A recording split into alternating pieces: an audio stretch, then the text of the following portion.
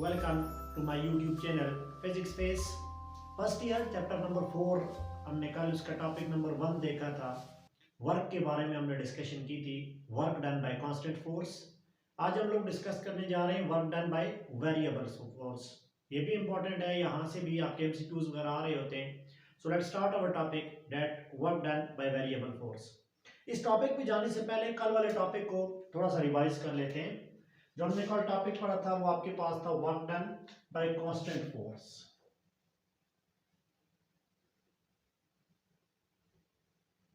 Work by constant force.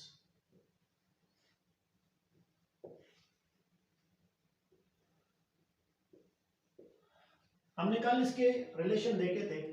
आप लोग क्या कहते थे, work done by constant force के लिए जो रिलेशन था वो क्या था, वो आपके पास था F D into cos of theta.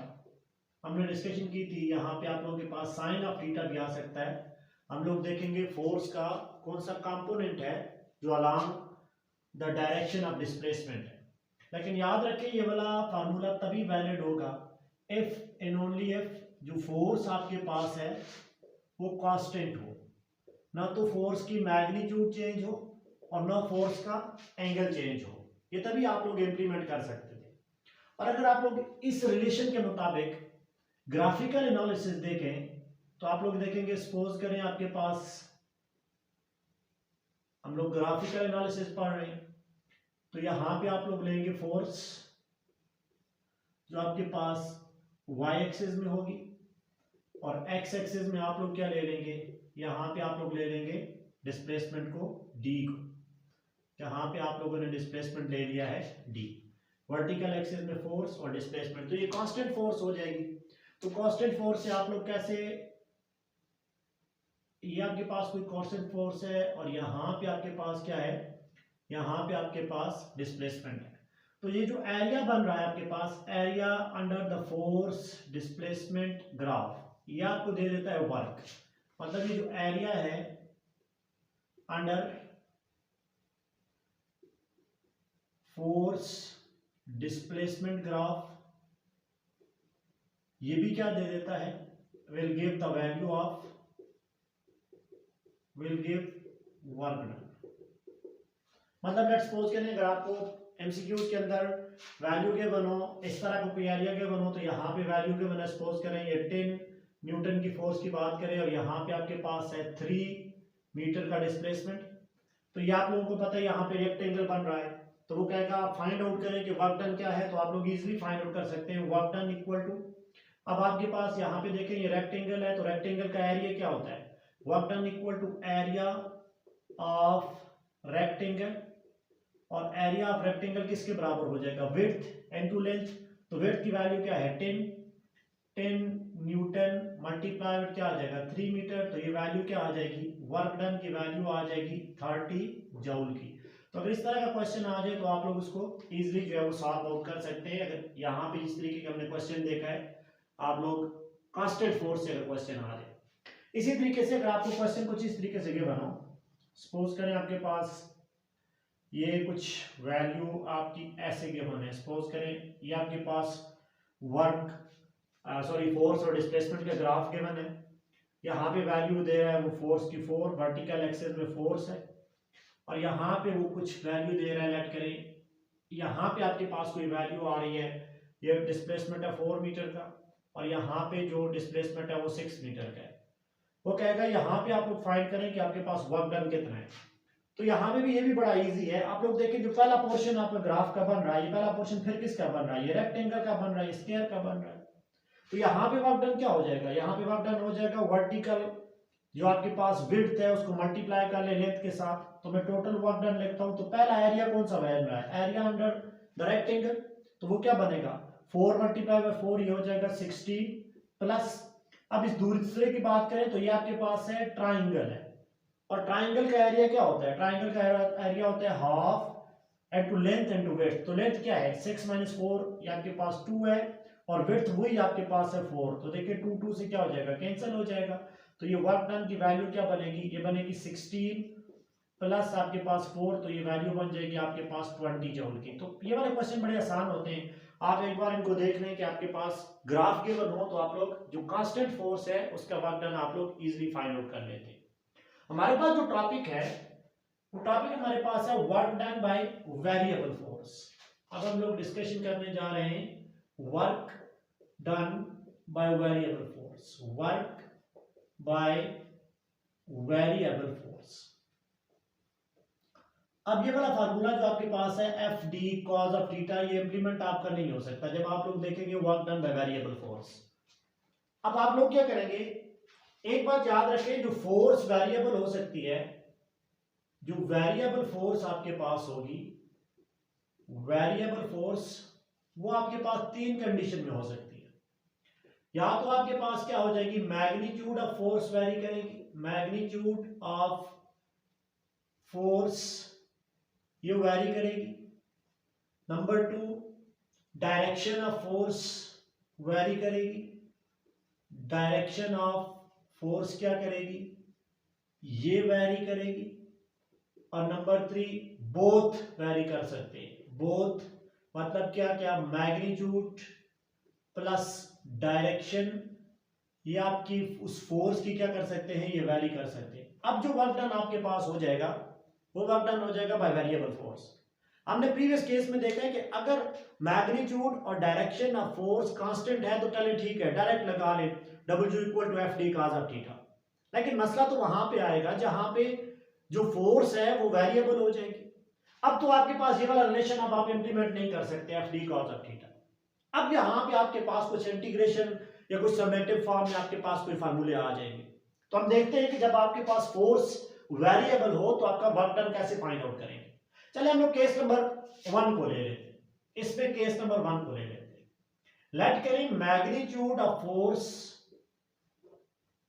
Magnitude of force क्या हो रही है, वो वेरी हो रही है। मैग्नीट्यूड ऑफ फोर्स ये क्या हो रही है, वेरी हो रही है। सिर्फ इसमें जो डायरेक्शन है वो मैं क्या ले रहा हूं, डायरेक्शन ऑफ फोर्स आपके पास मैं कांस्टेंट ले रहा हूं, डायरेक्शन ऑफ फोर्स में क्या ले रहा हूं, ये कांस्टेंट ले रहा हूं। ये कैसा केस है, ये ऐसा कुछ केस है, सपोज करें आपके पास सरफेस ऑफ अर्थ है और यहां पे कोई आपके पास ब्लॉक पड़ा हुआ है, ये आपके पास कोई ब्लॉक है और इस ब्लॉक को आप लोग यहां से कोई फोर्स लगा रहे हैं। ये ब्लॉक आपका डिस्प्लेस तो हो रहा है एक्स एक्सिस में with respect to the angle of 0 degree, लेकिन कभी कभी आप कभी फोर्स ज्यादा लगा रहे हो और कभी फोर्स कम लगा रहे हो। इसका मतलब है मैग्नीट्यूड ऑफ फोर्स क्या हो रही है, वेरी हो रही है, but the direction is still same. Block तो मूव करेगा लेकिन किसी डिस्प्लेसमेंट में, लेट करें यहां से यहां तक जो डिस्प्लेसमेंट है, यहां पे फोर्स आपके पास जो लग रही है वो 5 न्यूटन की है। अगला जो डिस्प्लेसमेंट है D2, जो डिस्प्लेसमेंट आपके पास है डेल्टा D2 कह दे, यहां पे जो फोर्स लग रही है सपोज करें 6 न्यूटन की लग रही है। हर दो पोर्शन के दरमियान फोर्स कांस्टेंट नहीं है, डायरेक्शन ऑफ द फोर्स मतलब एंगल, जिस एंगल पे फोर्स लगा रहे हो वो कांस्टेंट है, लेकिन जो मैग्नीट्यूड ऑफ फोर्स है, जो एक्चुअली हम लोग जिस केस को डिस्कस कर रहे हैं, ये वेरी हो रही है।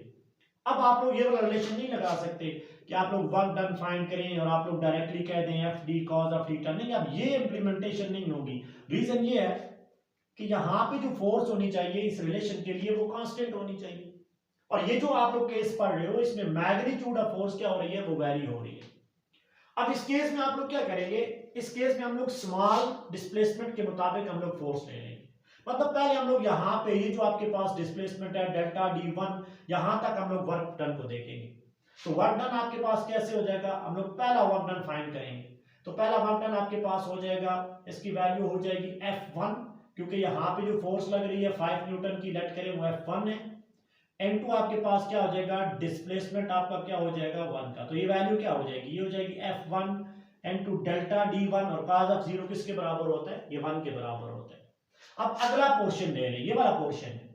इस पोर्शन की अगर आप लोग बात देखें, डायग्राम में देखें, यहां पे सपोज करें फोर्स लग रही है F2 जो चेंज है as compare to the F1, और यहां पे जो डिस्प्लेसमेंट है वो क्या है, वो डेल्टा D2 है। तो यहां पे जो वर्क डन हो जाएगा वो क्या हो जाएगा, वो आपके पास हो जाएगा F2 N2 डेल्टा क्या हो जाएगा D2। करते करते जितने भी आपके पास डिस्प्लेसमेंट है, तो लास्ट वाला डिस्प्लेसमेंट कौन सा हो जाएगा, वो nth आपके पास सेगमेंट हो जाएगा।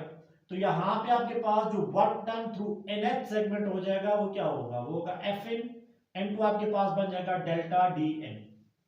मतलब ये कंप्लीट पोर्शन के अंदर हर पोर्शन के बीच का आपने वर्क डन फाइंड कर लिए। तो फाइनली आप लोग इस वर्क डन को ऐड कर लें, तो जो टोटल वर्क डन आपके पास आ जाएगा WT, वो किसके बराबर आपके पास आ जाएगा, उसको आप लोग लिख सकते हैं समेशन, इनिशियल वैल्यू कहां से स्टार्ट हो रही है 1 अप टू आपके पास आ रही है n, और वैल्यू आपके पास क्या आ जाएगी Fi इनटू आपके पास क्या आ जाएगा delta I। This will be your relation whenever the magnitude of the force आपके पास क्या है वो कांस्टेंट है। और अगर आप लोग इसके ग्राफ को यहाँ पे देखना चाह रहे हैं तो ग्राफ आपका कुछ इस तरीके का बनेगा, ये फोर्स आपके पास आ जाएगी, ये आपके पास आ जाएगा डिस्प्लेसमेंट, तो ये ग्राफ आपका कुछ ऐसे बनेगा। मैग्नीट्यूड ऑफ फोर्स आपके पास क्या हो रही है, ये वैरी हो रही है, मैग्नीट्यूड ऑफ फोर्स वैरी हो रही है, तो हर पॉइंट्स के दरमियान ये देखिए मैग्नीट्यूड ऑफ फोर्स सेलेक्ट करें, यहाँ पे आपके पास ये डेल्टा D1 है, अगली मैग्नीट्यूड का चेंज हो रही है तो ये डेल्टा D2 है, तो आपके पास ये वाला जो पोर्शन सारे बन रहे हैं, आखिरी जो पोर्शन आपके पास बन रहा है वो क्या बन रहा है डेल्टा Dn।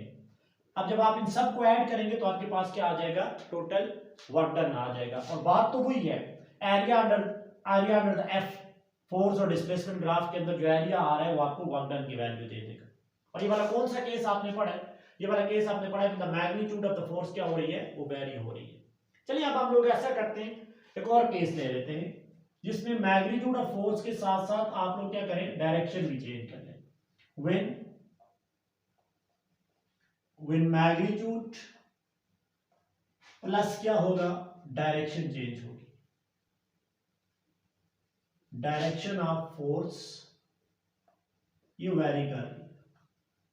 अब भी आप लोग FD cos of theta direct नहीं लगा सकते, अब भी क्या करेंगे, मतलब ये कुछ ऐसा केस है, अगर आप लोग ग्राफिकल एनालिसिस की बात करें तो ग्राफ में कुछ ऐसा आपको चीज मिलेगी, यहां पे आपके पास है डिस्प्लेसमेंट, वर्टिकल एक्सिस में फोर्स है, तो ये कुछ फोर्स आपकी लेट्स सपोज करें कुछ ऐसे लग रही है। अब हमने यहाँ पे वर्क डन फाइंड आउट करना है, तो वर्क डन फाइंड आउट करने के लिए क्या करेंगे, आप लोग लेट करें यहाँ पे जो फोर्स का कंपोनेंट है ये जो मैं दिख रहा हूँ ये आपके पास है फोर्स 1 है, इसका एंगल जो बन रहा है वो θ1 बन रहा है, और यहाँ पे जो डिस्प्लेसमेंट है वो क्या बन रहा है डेल्टा D1 बन रहा है। अब आप लोग यहाँ पे आगे देखें तो फोर्स आपके पास क्या है F2 है, इसका एंगल क्या हो जाएगा θ2, और ये डिस्प्लेसमेंट क्या हो जाएगा, ये हो जाएगा डेल्टा D2। यहाँ पे देखें तो फोर्स क्या बनेगी, ये फोर्स बनेगी F3, इसका एंगल क्या बन जाएगा θ3, और डिस्प्लेसमेंट की वैल्यू क्या बन जाएगी θ3। मतलब आप लोग उस पूरे वेरिएबल वाले पोर्शन को स्मॉल नंबर ऑफ सेगमेंट में डिवाइड कर लेंगे, हर नंबर ऑफ सेगमेंट के दरमियान में फोर्स कांस्टेंट हो जाएगी। तो आप लोग यहाँ पे देखें तो जो वर्क डन आपके पास थ्रू पोर्शन 1 है, वर्क डन थ्रू पोर्शन 1 वो क्या हो जाएगा, वो हो जाएगा F1 N2, हमारे पास क्या हो जाएगा डेल्टा D1, और cos ऑफ b थीटा क्या हो जाएगा θ1। अगर W2 देखें तो ये हो जाएगा F2 डेल्टा D2, और cos ऑफ थीटा क्या हो जाएगा 2। और जब आप लोग nth वर्क डन की वैल्यू फाइंड करेंगे तो ये वैल्यू आ जाएगी Fin delta Dn, N2 value आ जाएगी cos ऑफ थीटा n। अब ये तो स्मॉल नंबर ऑफ सेगमेंट के अंदर वर्क डन आपने फाइंड किए, अब इसमें से टोटल वर्क डन फाइंड करें, तो टोटल वर्क डन यहाँ पे क्या आ जाएगा, here the total work done summative form में आ जाएगा 1 से लेकर इन तक, तो वैल्यू क्या आ जाएगी Fi N2 delta Di N2 आपके पास क्या है cos ऑफ थीटा I, और इन सब को आप लोग ऐड कर लेंगे, this will be your summative form of the work done whenever the force is variable. इसका मतलब है वर्क डन के सिर्फ आपने 3 ही रिलेशन पढ़े, जो 3 रिलेशन पढ़े वो कौन से हैं। ओवरऑल अगर आप लोग बात करें तो वर्क डन का जो पहला रिलेशन आपने पढ़ा है वो है W equal to FD cos of theta. ये कब वैलिड होगा, ये तब होगा जब फोर्स आपकी क्या हो, कांस्टेंट हो। अगर फोर्स वेरिएबल है तो इसमें नहीं लगना, इसकी वैलिडिटी के लिए एक ही शर्त है, force magnitude of force as well as direction of force must be constant. दूसरा आपने फार्मूला जो पढ़ा है वो फार्मूला आपके पास क्या है कि जब आपकी फोर्स कांस्टेंट नहीं है, तो अभी आपने देखा ये जो ऊपर आपने फार्मूला लिखा हुआ है वो क्या है Fi delta Di into cos of theta, ये सारे आप लोग समेटिव फॉर्म में लिखेंगे, जिसको आप लोग इस तरीके से भी लिख सकते हैं। इस फार्मूले को आप लोग ऐसे लिख सकते हैं कि इसको इंटीग्रेट कर लें, और इंटीग्रेट कहां पे करें, 2 पॉइंट्स के दरमियान x1 और x2, और यहां पे आ जाएगा F इनटू dx। ये वाला फार्मूला कब लगेगा, जब फोर्स आपके पास क्या हो जाएगी, फोर्स आपके पास वेरिएबल हो जाएगी। ये दूसरा फार्मूला है आपके पास, और इससे अभी हम लोग एमसीक्यूज भी करने जा रहे हैं कि आपको एमसीक्यूज कैसे गिवन करेंगे। अब क्वेश्चन नंबर 3 की पोर्शन नंबर 3 की बात करें तो आपके पास क्या हो जाएगा, ये हो जाएगा एरिया अंडर कौन सा ग्राफ होगा, फोर्स डिस्प्लेसमेंट ग्राफ, फोर्स और डिस्प्लेसमेंट ग्राफ के अंदर जो एरिया होगा उस एरिया से आप लोग क्या कर सकते हो, वर्क डन फाइंड आउट कर सकते हैं। चलिए हम लोग इससे कुछ क्वेश्चन करते हैं ताकि आपको समझ आ जाए कि हमारे पास जो रिलेशन है वो आप लोगों ने कैसे यूज करनी है। बस एक चीज याद रखनी है, work done by constant force है तो F D cos of theta, force का वो कंपोनेंट जो along the direction of the displacement है, कल भी हमने डिस्कशन की थी। लेकिन अगर फोर्स, उस फोर्स का एंगल या उसकी मैग्नीट्यूड चेंज हो रही है तो F D cos of theta implement नहीं होगा। फिर आप लोग या तो ये वाला फार्मूला लगाएंगे या ये वाला फार्मूला लगाएंगे। तो आपने देखना है कि डायरेक्शन चेंज हो रही है या वो सिर्फ नाम देगा वेरिएबल फोर्स का, तो आप लोग उसको कैसे सॉल्व करेंगे, बाय टेकिंग द इंटीग्रेशन और समेशन। तो ये चीजें आप लोगों ने कुछ याद रखनी है। हम इसके कुछ एक दो एमसीक्यूज करते हैं ताकि आपको मजीद इसकी जो है वो समझ आ जाए। ये नोट करें, हम लोग इसके एमसीक्यूज की तरफ जा रहे हैं।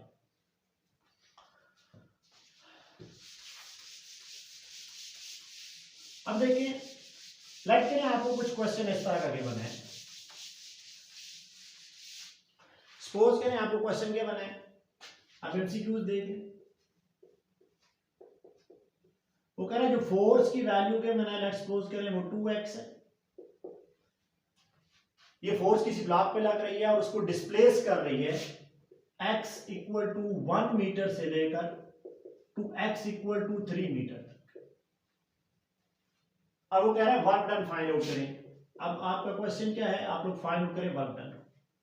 अब यहां पे देखिए फोर्स कांस्टेंट नहीं है, फोर्स लिखी हुई है 2x और x डिस्प्लेसमेंट है। वो कह रहा है x डिस्प्लेसमेंट है 1 मीटर से लेकर 3 मीटर तक। अगर ये सिर्फ 1 मीटर होता तो कांस्टेंट होता ना, 1 से लेकर 3 तक मतलब है 1.1 भी हो सकता है, 1.9 भी हो सकता है, कुछ भी वैल्यू आ सकती है 1 और 3 के दरमियान में। इट्स मींस दैट डिस्प्लेसमेंट, ये जो फोर्स है ये कांस्टेंट नहीं बचेगी, ये तो वेरिएबल फोर्स की बात कर रहा है। अगर कोई ए की वैल्यू देता तो हम लोग लिख लेते f की वैल्यू 2 है, x की वैल्यू 1 है, तो हम लोग F D cos of theta लगा लेते। लेकिन यहां पे क्या कह रहा है, ये फोर्स वेरिएबल है, वेरिएबल फोर्स उसने गिवन की हुई है 2x और x की लिमिट दे दी है 1 से 3 तक। इसका मतलब है कोई भी वैल्यू 1 से 3 तक आ सकती है। हमने क्या फाइंड करना है, हमने वर्क डन फाइंड करना है। अब वर्क डन फाइंड करेंगे तो हमारे पास जो सॉल्यूशन है वो कैसे इसका करेंगे, आप लोग देखेंगे। हमें पता है जो वर्क डन है बाय वेरिएबल फोर्स वो कैसे फाइंड करेंगे, वो फाइंड करेंगे x1 से लेकर x2 तक इंटीग्रेट कर लेंगे और यहां पे वैल्यू आ जाएगी f इनटू आपके पास क्या आ जाएगा dx। अगर आप लोग इसको इंटीग्रेट करें तो वैल्यू क्या आ जाएगी, देखिए w इक्वल टू x1 की वैल्यू क्या है, x1 की वैल्यू है 1, x2 की वैल्यू क्या है, x2 की वैल्यू है 3 और यहां पे वैल्यू है 2x इनटू क्या हो जाएगा dx।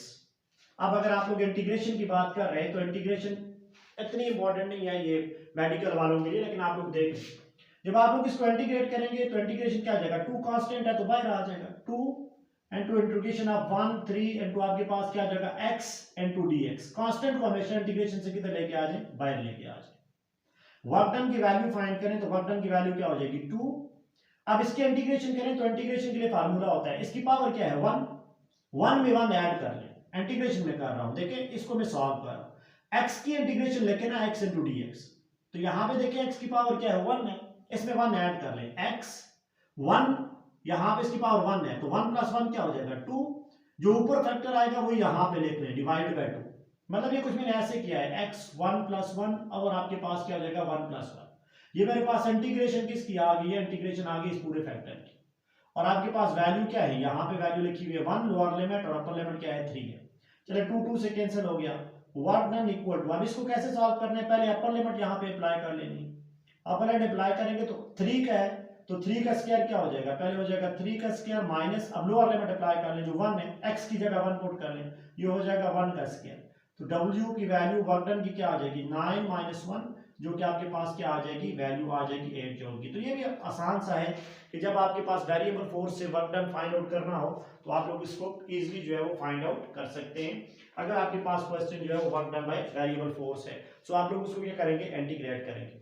और अगर कांस्टेंट फोर्स की बात करें तो कांस्टेंट फोर्स में तो आपको वो कुछ भी वैल्यू दे सकता है। लेट्स सपोज करें ओके फोर्स की वैल्यू है 2i प्लस 3j और जो डिस्प्लेसमेंट की वैल्यू है वो है 2i प्लस 4j।